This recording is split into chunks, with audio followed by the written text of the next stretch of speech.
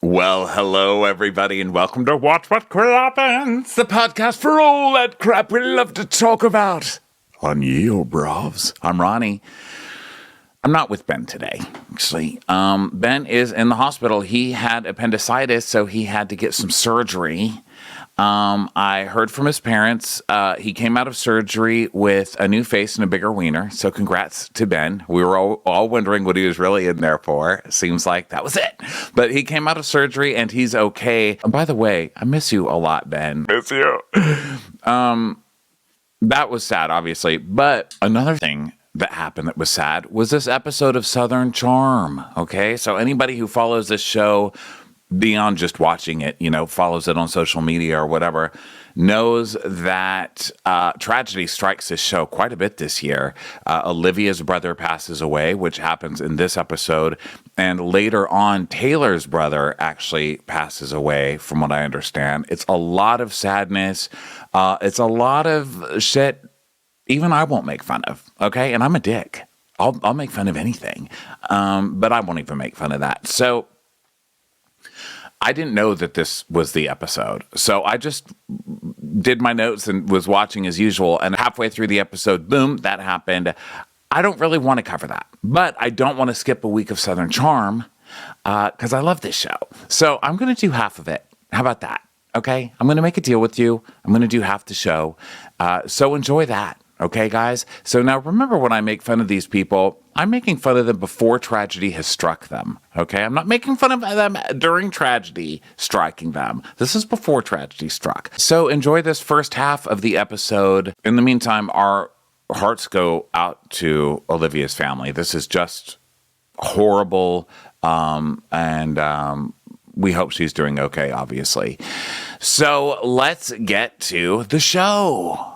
Previously on Southern Charm, Paige dressed like a windshield sun visor and pretended to be intellectually compatible with Craig so that she could stay on her third Bravo show. I love that you gave me a closet in your house and my own room that I can kick you out of. You can go now. What do you think of pillows with drawings of pillows on the front of the pillows? I said leave, sir. While Olivia and Rod flirted with each other. You got me gluten-free bread once. I'm going to make your babies. Taylor flirted with terrible sweaters and another car wreck of a male. After asking you to lie about making out, I did in fact tell Shep that we made out. Proving I can't even be honorable in my lying style. I can't believe that my ex's best friend that hooked up with me the second he had a chance isn't trustworthy. I'm going to dress like scrambled eggs until spring. Scandal! And as word of their tryst was spread by the cutest little Martha Stewart this side of a pre-prison poncho, Miss Patricia, Taylor, and Austin kissed. And then there's the nude photo she sent Whitney, but we're not talking about that. Here, I'll show you. Wait, that's Randy tied up in the trunk of the Rolls. Did we take him out of there? It's gonna be a hot day. Ding, ding, ding, Randy. Whitney, get Randy out of the trunk. Yes, Mother. Wow! When Olivia showed up to Shep's Bullets and Bones dinner party, being the only person that didn't know what was going on between Muppet Mouth Austin and Dumber Than Bubblegum Taylor. Yes, Olivia, I lied, but he told me to. If he told you to wear a homemade sweater with sleeves like yarn enema bags, would you do it? Hey, he didn't make me wear this sweater. My bad. It's real pretty. Thank you. It wasn't just the pheasant that went from the frying pan into the fire. Why are you mad at even Olivia? You're being insane right now, Olivia. Insane! Between the two of y'all, the lies is unreal. Unfucking real. Birds and the bees and the 1, 2, 3s. Mm-hmm.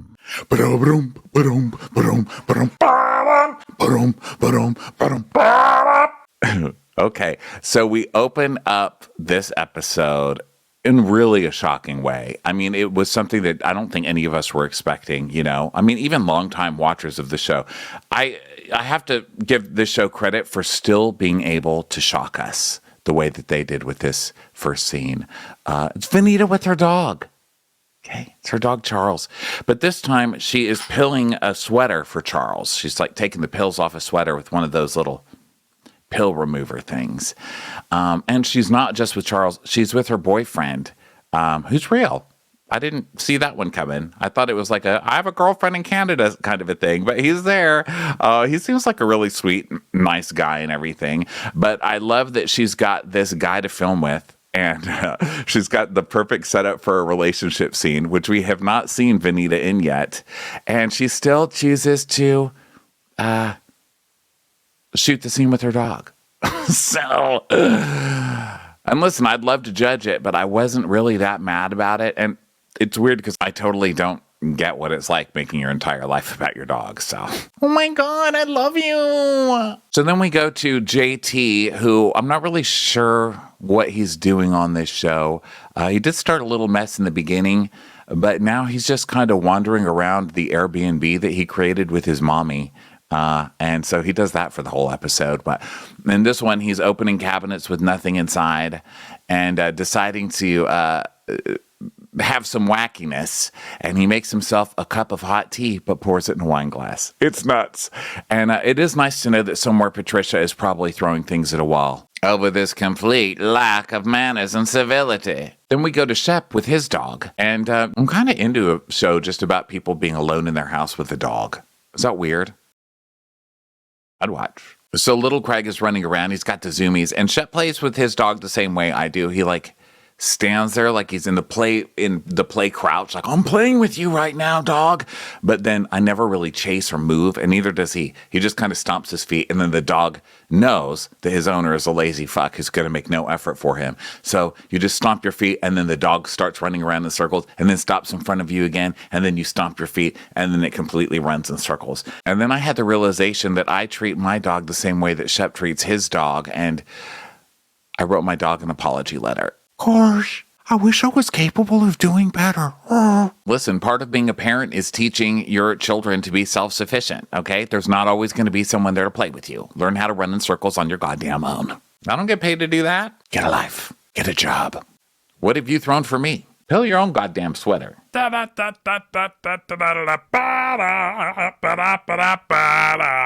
So we go over to Craig's house, and Paige is there, and we find out that Madison's coming over, and so she's getting, snacks and stuff ready.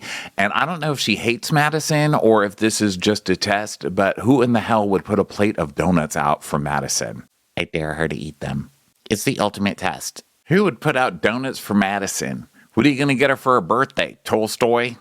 Make an effort. So Madison comes over and knocks, and Craig's like, come in. You have to answer the door, Craig. You can't just say, come in. Well, when I knock on your door, you never answer it. Right, you're not supposed to come in. Oh. Stupid. Wow, Craig, look at this place. Paige, you have outdone yourself. Thank you. It's good from one homemaker to another. Oh, I don't make homes. Oh, sure you do. You're a real fixer. Craig was about to start wearing a cardboard sign that said, we'll work for beer, before you came to the picture. That's our pool. We put babies on that shelf. Craig, that's where the sun chairs go. Make sure this one's got a safety vest before he goes in the pool. Unfortunately, stupidity don't float.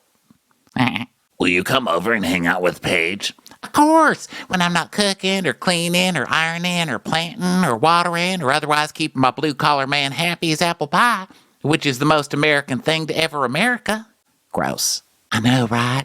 Then Craig tells us, one of Paige's biggest fears about moving to Charleston is that she doesn't have a social circle here. But Paige loves Madison, actually, because they're both fiery as heck. But I love fire, and I love fireworks, especially setting them off near friends' boats when they make me sleep in their shed instead of giving me a guest room. Hey, buddy, it's Luke from Winter House here. Still not too happy about what you did near my boat. Now you're bragging about it on television. Hey, you're not on this show, man. Okay, I'm out. Just please remember safety around other people's things. And if you ever need to see someone tapping a tree righteously, come on over to my Insta, bro. So, Paige, you're long distance like me and my man. Yeah. That was fun talk. Let's talk turkey, shall we? Oh my God, can we? Thank you so much. I really don't have anything in common with you, but I do love to talk shit about people. Are these donuts supposed to be some kind of test? Because I'm not touching those fuckers. Oh my God, thank you so much for saying that. We can be friends. Craig, you're eating the donuts. You failed the test. Do 20 push-ups. Aww. Okay, real tea, okay? Whitney tells me that Taylor sent him a nude photo. Oh yeah, I saw that. Oh, sorry, I forgot to tell you, Paige. Oh my God, how could you forget to tell me something like this? It's like the only thing you would have said in months that would have made you listenable, Craig. I mean, I was scrolling through that picture. I didn't even see her face. All I saw was body, full front. Well, it was dark lighting. Wow, full frontal. I would never do full frontal. I just pick one flattering item and then I focus on that and take a picture of that. Once I sent a laundry instruction tab from the back of a sundress. That was hot. What's up with Taylor and all of Shep's friends? She's like really lost. Then put an air tag on her. This is embarrassing. And last night, Olivia shows up to that peasant chicken dinner, like not knowing anything that was going on. And then Taylor runs up to her and she's like, oh my God, we have to talk. I totally did kiss Austin. What? Yeah, it's like lying over 6 months. Like you lied to your best friend every time you saw her. That's fucked up. Are you still eating donuts? Will you ever learn anything? 40 push-ups. You know what's real fucked up is that timeline. Well, Austin told Craig that he and Olivia weren't together and they weren't even speaking at the time. Well, I thought that happened after we were in New York. And then we see clips of the reunion, and Olivia is saying, we are not in a relationship. And Taylor says, that there's so much love there, and Austin should have gone over there and swept her off of her feet. And then we see Austin going like kind of doing his tongue biting, as opposed to his tongue wagging or tongue just sticking out of his mouth for like 10 minutes at a time. I don't know, it's one of his tongue moves. If you know, you know. I mean, you watch the show. So apparently they have been sleeping together for months. And Madison just goes, Because, Madison has been playing very nice this season. I'm actually kind of liking this version of Madison as well. I like all the versions of Madison, but I like this one that's like, look at me. I'm married, so I'm very innocent, and I plant flowers now. So I'm enjoying that. But from the previews, we see evil Madison coming back. And, God, I've missed you. I've really missed you. Welcome home.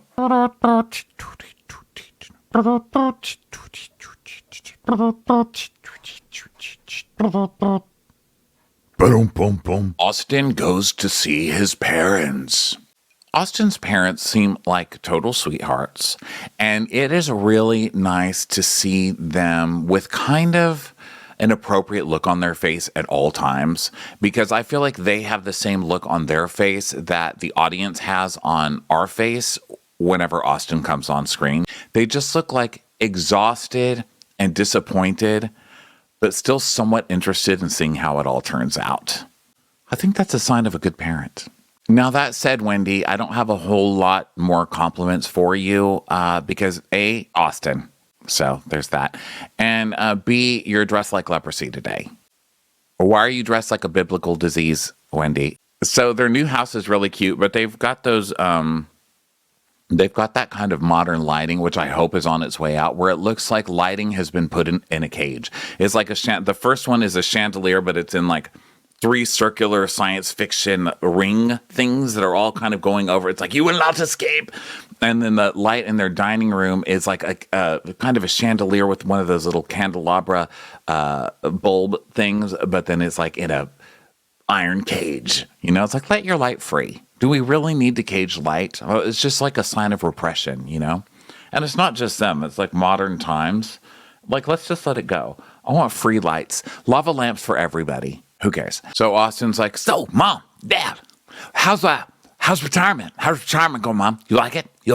You bored yet, Mom? No, I'm not bored. I mean, I wasn't bored until this conversation started, but Dad's like, bored? No, pickleball. Which is the answer to everything. But how about you, Austin? How are you, honey? And Austin's like, I'm just so exhausted with all the nothing I do with my life. Wow. I mean, like, Olivia's angry with me. I mean, whatever. I tried to talk to her, and she was like, I fucking hate you. And here we go. This is the thing that fuckboys do. They fuck you over, and then they're like, I just don't understand why she's mad at me. I just don't get it. She just won't give me a chance. Now, fortunately, his parents know him too well to let him get away with that. So the mom's like, oh, God, why, Austin? Should I ask why? Austin's like, why anything, Dad? Why anything? Well, to that general question, I would give the answer I always give. Pickleball. What happened with Olivia? It's like, well, I mean,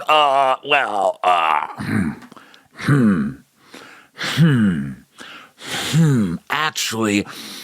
what happened was Taylor was really distraught over Shep, and we were just really there for each other. We were hanging out a lot. I was helping her, just like I do. It was just helping pretty people. This was my mission in life. His parents just look like, how do we keep ordering from DoorDash and getting the wrong thing every fucking time? Like, how? How is our luck this bad? Did you sleep with her, Austin? Tell me you didn't sleep with her. He's like, no. Good. But we kissed. We kissed. It's like, oh, God. You want to open up another bottle, honey? The French. So obviously Olivia's heard Austin. And he's like, yeah, I've just been fucking up for women. I've just been fucking up with women. I just fall hard for women and fast, and I get to this point. And the dad's like, yeah, it seems to be a pattern. Now, here's where Austin starts saying that he's going to a therapist. Now, this is tricky to talk about, right? Because as we go further into the episode, this does become a lot about, obviously, Olivia loses a sibling in this, right? And Austin has lost a sibling. So they have that in common. And then the conversation kind of becomes about that. It's therapy and kind of relating that loss to not being able to stay in a relationship or whatever, which is serious. So I don't really want to make fun of that too much. I will say that Austin does treat women like shit. I mean, we've seen it multiple times on this show. It's kind of the theme of this show. I don't know if part of it is being raised by Shep, like Shep and Thomas Ravenel and Whitney, like all the elder statesmen of this show, because Austin came after all of that. So maybe it's something about like being surrounded by douchebags. You become a douchebag. I mean, I don't know. But I guess therapy is a good start. Good luck with that, okay? In the meantime, please stop hurting people, okay? If you can't stop crashing into people, take your car off the road, okay? Just for a while. So then we get another really happy scene. They're really throwing all the happy scenes in for this episode. This next one is that the most acceptable part of Shep, little Craig, almost dies at daycare. Why does Shep need daycare while he does nothing and just is on his way to golf? I don't know. But he does. Okay. Who am I to daddy shame anybody else besides a shamer? I'm a shamer. It's my hobby. So Shep has to go to the vet because the dog almost died. He had 108 fever. And he calls his dad, and his dad gives, that helpful advice, which I guess every dad is giving now. He said, Dad, the dog is at the vet. He almost died. Do you have any advice? And the dad just says, pickleball. So, at least we're sticking with the theme. So Shep goes to the vet, and the doctor's like, wow, it's been a rough day over here. Basically what happens is these dogs have these little smushed faces, and so when they get too heated up, they can't breathe. And Shep's like, does it sound like this? And the doctor's like, no, do you even know your dog? It sounds like this. And then Craig comes in, and Shep's like, oh my God, are you breathing like this? And little Craig's like, no, I was breathing like this. That dog is so cute. So I'm really glad that little Craig is okay. I kind of hope he can pack like a little stick in a bindle or whatever and just get the hell out of there. I want more for you, little Craig. Run, little. Well, don't run because you have breathing problems, but walk. Slowly walk away from Shep, okay?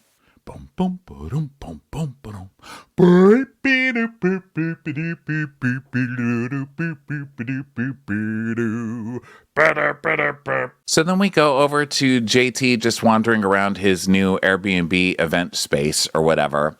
And Mommy Bunny comes over. Bunny, Mommy, Mommy, Bunny, Bunny, Mommy. Bunny comes over. And she's like, well, it's looking good. But you can tell that she does not think, in fact, that it's looking good. And he's like, wow, you did great, Mom.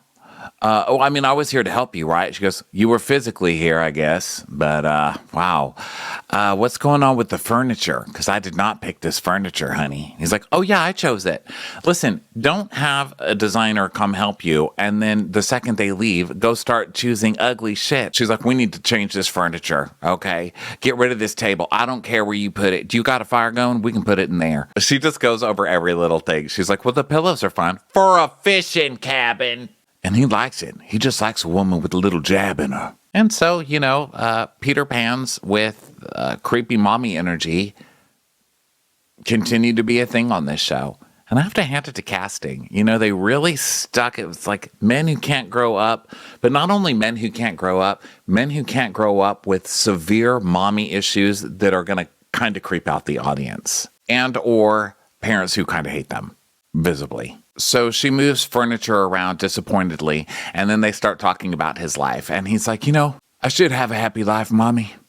My whole life I've just been building this career, and let me just look at it. The culmination of it is here. This terrible couch I picked in an event space that my mom made. He says he can't do this for much longer because he's approaching 38 years old, and I still don't have a wife or a girlfriend. Well, first of all, God forbid, okay? Second of all, if you can't pick out a decent couch, it's going to be hard to have a girlfriend. I'm just going to say it. I'm just going to say it right now. I think when you're really young, you can be tacky and have no taste, and people are like, "Well, that's fine. I'll fix him. I'll train him." But when you are 38 years old, I think everybody pretty much knows the saying about old dogs, new tricks kind of thing. For example, I have had to accept, I never really cared if my dog could fetch. I was like, I'm not throwing anything, so what do I care if he fetches? But then that's a sign of what a parent I am, that my dog can't fetch. And so I feel stupid. And so 10 years later, it's 12 years into this. And I'm like, I'm going to teach my dog to fetch. And guess what? My dog is never going to learn to fetch. He's not going to do it. I mean, it's a true saying. Old dogs literally will not do a new trick. My dog just gets a toy and then stares at me from across the room. And I say, come here, bring it. I point to the ground. I do this with my hands. And guess what? He's not going to fucking do it. Okay? Because he is an old dog and that is a new trick. So good luck. I mean, the guy doesn't know how to pick a couch. Die alone. That's the point. You're going to die alone. Have fun with your ugly couches and alone death. He says, yeah, and I loved her, but I just don't think people should get married at 22. Would it have been different if I'd met her when I was 30? And she's like, oh, honey, men on this show don't age past 22. That wouldn't have mattered. Now, here's some advice. Get taller. That's my motherly advice to you. Pick better couches and get taller. He's like, but I just want to try. I want to try, Mommy. I want to try to get it right. Honey, I tell myself that every day, but then I have to remind myself my eggs are cooked. Wait a minute, are you talking about me? It would be nice to have a child with taste is all I'm saying, okay? And I'm wearing an Italian wedding table runner as a scarf, and I'm still saying that. It would just be nice, Mommy, to not feel buyer's remorse every day of my life. Tell me about it, honey. Are you talking about me again, Mommy? Well, you're talking about you. Why shouldn't I be talking about you? That's all you seem to want to talk about. You've got regrets. I've got regrets about you. He's pretend crying. He's like, this guy is so drama. I love that he's season 1 with nothing going on except walking around in circles in his apartment and fake crying to his mother about a relationship that ended years ago. Love it. So his mom gives him the best advice she can muster. She's like, listen, what women really like are men that don't work on anything ever. So I'm sure you're going to be fine, honey. When it's right, okay? For an incredibly tasteless person. And they're out there. I see them all the time. You're not the only one. You're going to find someone else with equally terrible taste that is going to take you in, okay? And I hope that nobody watching this on television thinks that your lack of taste comes from me, because that's obviously not true. Taste skips a generation, okay? I'm going to look right into the cameras as I say that. So peace out. Please stop calling me. Do not pick furniture again on your own, okay? Email me links next time. Bye, loser. Yeah. Ba-da-ba-da-ba-ba. Ba-da-ba-da-ba-da-ba-da-ba-da-ba-da-ba-da. So now we go over to Patricia's house and they call Michael. And it's really good to see Michael the butler again because, he had a stroke a couple of years ago. And it's good to see him on TV doing well. So they call him on the iPad and he's like, "Hello, madame. Is that Dolce & Gabbana you're wearing?" I mean, what? It is hard to find good help. Am I right? I can guarantee you Randy's never said, "Is that Dolce & Gabbana? Is that Dolce & Gabbana you're wearing?" Fucking temp. Hey, Randy, do better, okay? Michael's in assisted care, but we still talk all the time. Michael's basically like family, which means he's like an employee, but I just don't pay him very much and instead kind of hint at a decent will payout. Am I right, Whitney? I brought you some gum, Mother. Michael, could you show us how to make martinis the way that you used to? Because I would never replace you, but it's come time to replace you. I've been dealing with many inferior martinis. So he walks her through the process of making a martini, and she tells us, people say it's so easy to make a martini, but it's not. It's extremely difficult. It's even harder hunting down a person that can make a martini. Guns are too loud. You have to learn how to use a bow and an arrow with a poison tip, preferably. That reminds me, Whitney, has Randy come to yet? No, Mother. He's still kicking in his sleep like a running dog. What a shame. I would have loved for him to attempt to learn this, eh, Michael? So Whitney tastes a martini, and he's like, "Wow, this is an exceptional martini, Michael. Crisp, exceptionally good. We miss you, Michael, and your martinis." Michael's like, "Yes, can you believe this is the second anniversary of my incident?" And they're like, "Oh, second and, awkward. Second and, that's crazy." Neither one of you even remembered his second anniversary of having a stroke. You two were terrible, okay? This guy had a stroke and now is away from you, and you're calling him on the second anniversary of his tragedy to find out how to make his martini so you can get by without him? Heartless. Heartless. So, when you say your incident, you mean the time that you had that thing happen that was in no shape or form the fault of anyone on this property, and you will sign a paper saying that? Oh, yes, it happened 3 feet over the property line, ma'am. I was chasing a bird into the street, trying to remind it who stooped not to poop on. Later on. Well done, Michael. So, Michael, there's just probably so much else that we could talk about right now. Well, ask him how he turns off the ringer of the iPad. That's something I need to know. I can teach you that, Mother. Well, you're doing great, Michael. It's good to see you. Now, you get the nudes of that new butler that I sent over? Sending nudes is all the rage here in Charleston. Right, Whitney? Wow, ma'am, that new butler sure can take a trunking. My hat's off to him. I'm glad you're having fun, madam. You too, Michael. Well, I'm not sure I would really call this fun. Okay, bye, Michael. Time's up. I don't have any more quarters to put into the phone. It's really good to see Michael. I'm glad he's doing well. And Patricia's crying, or at least she's raising a paper towel to her face while doing this. I mean, I'm assuming it's crying. But it, of course, lasts like 2 seconds. And then she's like, okay, throws away the paper towel and goes back to her little buzzing device to electrocute Randy in the trunk. This is where Venita and Leva are going to dinner. They're supposed to be meeting Olivia for dinner, and Olivia's not showing up. And then they find out that Olivia's brother has passed, and it just becomes really, really sad. So the rest of the episode is basically Olivia grieving, and then everybody kind of trying to figure out how they can help Olivia and help her through this. Austin has a therapy scene about it. But even, with all the shit that I give Austin, he is a human being, allegedly. And seeing this episode, I make fun of like fake tears a lot. Like people aren't even really crying. They're just crying on TV. This is TV crying. But Austin is really, really breaking down over this and relating it to his own sister situation. And it's sad, I mean, I even felt for Austin in this episode, which is extremely rare for me. I really don't like to feel things. And I don't only not like to feel things here on this show because we're always trying to make a joke or whatever. I really don't like feeling things in real life. And that's probably something I should talk to a therapist for, but my trust issues run so deep that I don't even trust therapists. What do you think of that? So that's where I'm at. But, I'll need time to work through my stuff. It's going to be a lot longer than until next week's episode. But we will be back next week. Ben will be back from the hospital. He got out of surgery. He's doing really well. And I'll be back with him. But in the meantime, everybody take care of yourselves out there. Thank you for joining me for this half a recap. Thanks always for being here. We love you guys. We'll talk to you next time. Ba-dum, ba-dum, ba-dum, ba-dum, ba-dum.